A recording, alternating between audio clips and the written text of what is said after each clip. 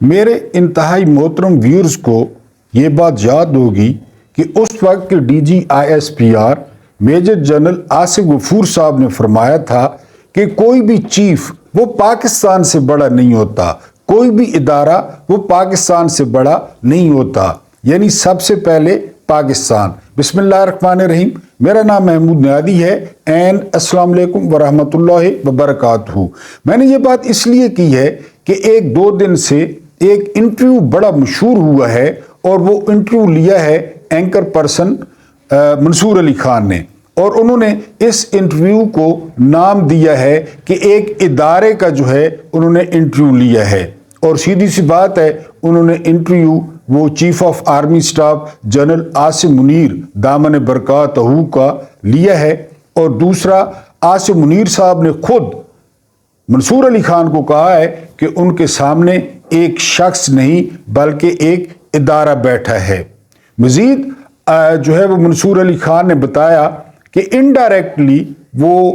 General صاحب نے London plan کا اعتراف کیا، اور انہوں نے اعتراف کرتے ہوئے کہا کہ باجوہ، فیض اینڈ کمپنی نے اپنی ذاتی ترقی کے لیے نواز شریف کو یہاں سے نکلوایا اور پاکستان کا بہت زیادہ نقصان کیا۔ میں ایک دو سوال اگر جان کی امان پاؤں تو جنرل صاحب کے سامنے رکھنے تھے، اور یہ سوال اس لیے بھی رکھنے تھے کیونکہ جنرل صاحب نے منصور علی خان کو کہا ہے کہ وی لاگر کچھ بھی بولتے رہیں، یوٹیوبر کچھ بھی بولتے رہیں، ہمارا کوئی کنسرن نہیں ہے اور ہم نے ان کو کچھ نہیں کہنا۔ تو پہلا سوال یہ ہے جنرل صاحب سے کہ جنرل صاحب اس میں باجوہ کا یا فیض کا کیا کردار تھا، کیونکہ پاناما پیپرز تو وہ اخبارات نے جو ہے نا وہ شائع کیے، اور کسی نے نواز شریف سے پوچھا کہ وہ دور دراز ملک پاناما میں اس نے اکاؤنٹس کیوں کھولے ہوئے تھے، ان کی آف شور کمپنیاں کیوں تھیں،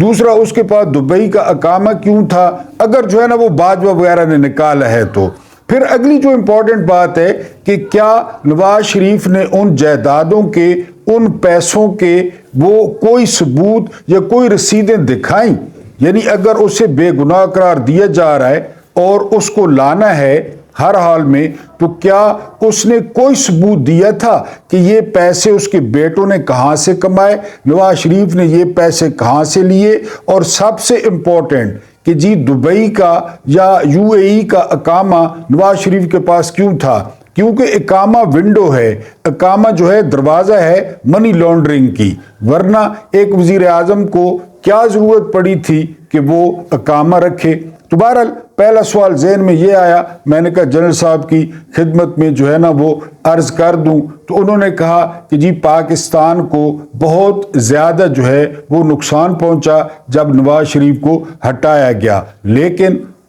اگر ہٹایا جس نے وہ بھی آپ لوگ تھے، اور جنہوں نے جو ہے نا جو لا رہے ہیں وہ بھی آپ لوگ ہیں، تو بہرحال انڈائریکٹ طور پہ جنرل صاحب نے مورِ تصدیق جو ہے وہ لگا دی ہے کہ ہاں واقعی کوئی لندن پلان تھا، اور اس میں جو ہے یہ چیزیں طے ہوئی تھیں کہ نواز شریف واپس آئے گا، نادرا والے ایئرپورٹ پہ جائیں گے، اسلام آباد ہائی کورٹ والے 5 منٹ لگائیں گے، اور نیب والے 2 منٹ لگائیں گے، اور نواز شریف کو مکمل کلین چٹ دی جائے گی، اور اس کو کلین چٹ جو ہے وہ دے دی گئی۔ آگے چل کے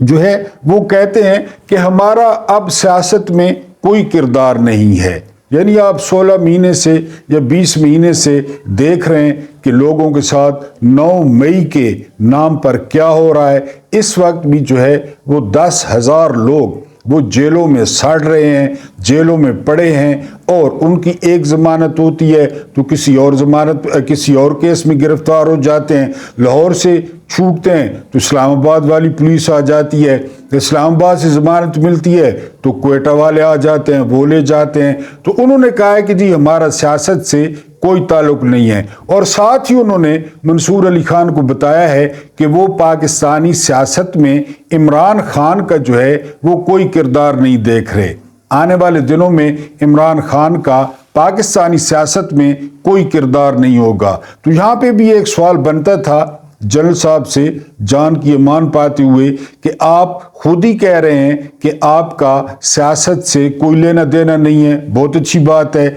ये बात जो है वो पहले भी डीजी ISPR ने कही थी कि हम एपॉलिटिकल हो गए हैं, और उसी प्रेस कॉन्फ्रेंस में उन्होंने कह दिया था कि जब से नई हुकूमत आई है डॉलर भी ऊपर गया है और मैशत बेहतर हुई है। अब यहाँ पे जनरल साहब ने क्या कहा कि जी हमारा सियासत से कोई लेना देना नहीं है, और अगले ही सांस में उन्होंने क्या कह दिया कि जी मैं इमरान खान का पाकिस्तान में कोई सियासी मुस्तकबिल नहीं देख रहा। सवाल यहाँ पे ये पैदा होता है जनरल साहब कि ये जो सियासी मुस्तकबिल के फैसले होते हैं ये इदारे करते हैं या ये शख्सियात करती हैं, या ये लोगों का हक है कि लोग जो है ना वो फैसला करें कि फलां का पाकिस्तानी सियासत में कोई किरदार है, फलां का पाकिस्तानी सियासत में कोई किरदार नहीं है, फलां अब चला हुआ कारतूस है। तो इस तरह नवाज शरीफ का किस तरह पाकिस्तानी सियासत में किरदार बन गया चौथी दफा,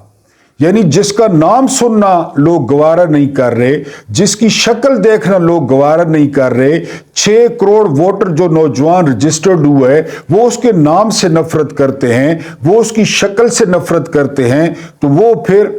तो ये तो किसी इदारे का या किसी इदारे के सरबराह का जो खुद कह रहे हैं कि सियासतदानों को बुरा भला नहीं कहना चाहिए, फिर या तो ये मुराद है जनरल साहब की कि नवाज शरीफ को बुरा भला नहीं कहना चाहिए, या जरदारी को बुरा भला नहीं कहना चाहिए, या मौलाना को बुरा भला नहीं कहना चाहिए, क्योंकि इमरान खान को तो रोज़ाना बुरा भला कहा जा रहा है, सरकारी सतह पे कहा जा रहा है, सरकारी मीडिया में कहा जा रहा है, प्राइवेट मीडिया में कहा जा रहा है, उसके निजी मामलात उछाले जा रहे हैं, हाजरा खान ढूंढी जा रही है, इसके अलावा जो है ना खावर मानी का ढूंढा जा रहा है। तो ये आप बता दें कि मंसूर अली खान को दोबारा बुला लें और उनको बता दें कि नवाज शरीफ की बेइज्जती नहीं करनी, जरदारी की नहीं करनी और मौलवी की नहीं करनी, बाकियों की इजाज़त है, बाकियों की करनी है, क्योंकि उन्होंने खुद फरमाया कि सियासतदानों को बुरा भला जो है वो नहीं कहना चाहिए। हाँ, इमरान खान को आप जितना बुरा भला कह सकते हैं तो आपको इनाम भी मिलेगा, आपको शाबाशी भी मिलेगी कि आप उसको जितना बुरा भला कहें। तो बहरहाल ये सवाल मैंने कहा मैं जान की ईमान पाते हुए जनरल साहब से कर लूँ कि वो एक ही सांस में कह रहे हैं कि सियासत में हमारा कोई लेना देना नहीं है, दूसरी तरफ वो कह रहे हैं कि इमरान खान का वो सियासत में कोई किरदार नहीं है। अगर आप सियासत में दिलचस्पी नहीं ले रहे, अगर आपका सियासत में कोई अमल दखल नहीं है, तो मेरा जो आइजाना और दस्त बस्ता जो मशवरा है वो ये कि फिर तो आप लोगों पे छोड़ दें, लोग यानी फैसला करें कि जी वो किसका मुस्तकबिल है पाकिस्तानी सियासत में और किसका नहीं है। और दूसरा, बल्ले के निशान पर अभी बल्ले का फैसला कादी फायज ईसा ने नहीं किया था, उस पर मंसूर अली खान ने सवाल किया तो उन्होंने कहा जी ये अदालतों का काम है, ये अदालतें करेंगी। तो पेशावर हाई कोर्ट भी अदालत थी, पेशावर हाई कोर्ट ने फैसला कर दिया था, बड़ा डिटेल्ड फैसला कर दिया था। फिर पेशावर हाई कोर्ट ने ANP को 2 लाख रुपया जुर्माना किया और निशान बरकरार रखा, तो वो भी अदालत का फैसला था। फिर वो इसके पास कादी फायज ईसा के पास किस तरह पहुंच गया, फिर कादी फायज ईसा ने जिस तरह फैसला किया और करोड़ों लोगों को उनके हुकूक से महरूम कर दिया। तो जनरल साहब, आपके जो मंसूर अली खान से की गई बातचीत है या इंटरव्यू है, उसने सवालों का तो जवाब नहीं दिया, लेकिन बहुत सारे और सवाल खड़े कर दिए हैं कि जो है ना जिससे और ज़्यादा धुंध बढ़ गई है कि जी आपने बिल्कुल स्वीपिंग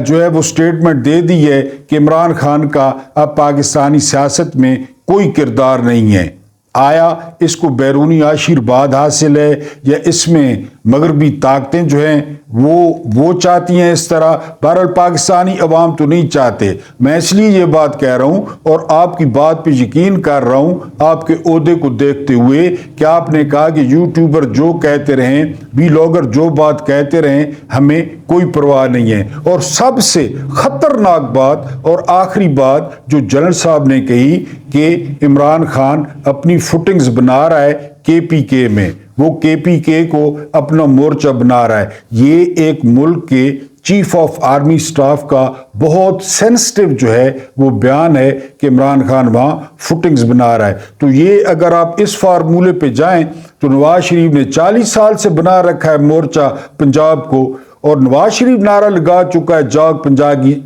پنجابی جاگ, تیری پاگلوں لگ گیا داغ. یہ نعرے تو نواز شریف لگا چکا ہے. عمران خان نے تو کے پی کے بارے میں کبھی ایسا نہیں کہا, یا پٹھانوں کو کبھی کوئی ایسی بات نہیں کی. پٹھان اسے نیچرلی محبت کرتے ہیں, اسے ووٹ ڈالتے ہیں. وہ 2 دفعہ لگاتار جیت چکا ہے, اب تیسری دفعہ بھی وہ کلین سویپ کرنے کے جو ہے نا وہ اس میں. تو بہرحال میں نے ایک دفعہ کہا تھا کہ یہاں لوگ تخمینے لگا رہے ہیں کہ وہ کتنے % خدا ہیں یا کتنے % خدا بن سکتے ہیں. اس انٹرویو پہ کومنٹس آپ نے کرنے ہیں, لازمی کرنے ہیں. ویڈیو اچھی لگی ہو تو ویڈیو کو لائک ضرور کریں, اور دوسرا اس یوٹیوب فیملی کو بڑھانے میں اور پھیلانے میں جو ہے وہ تعاون کی درخواست ہے. لہذا اس خاکسار کو سبسکرائب کریں. اللہ پاک آپ لوگوں کو آسانیاں عطا فرمائے اور آسانیاں بانٹنے کی توفیق عطا فرمائے. اینڈ مجھے برداشت کرنے کا بہت بہت شکریہ.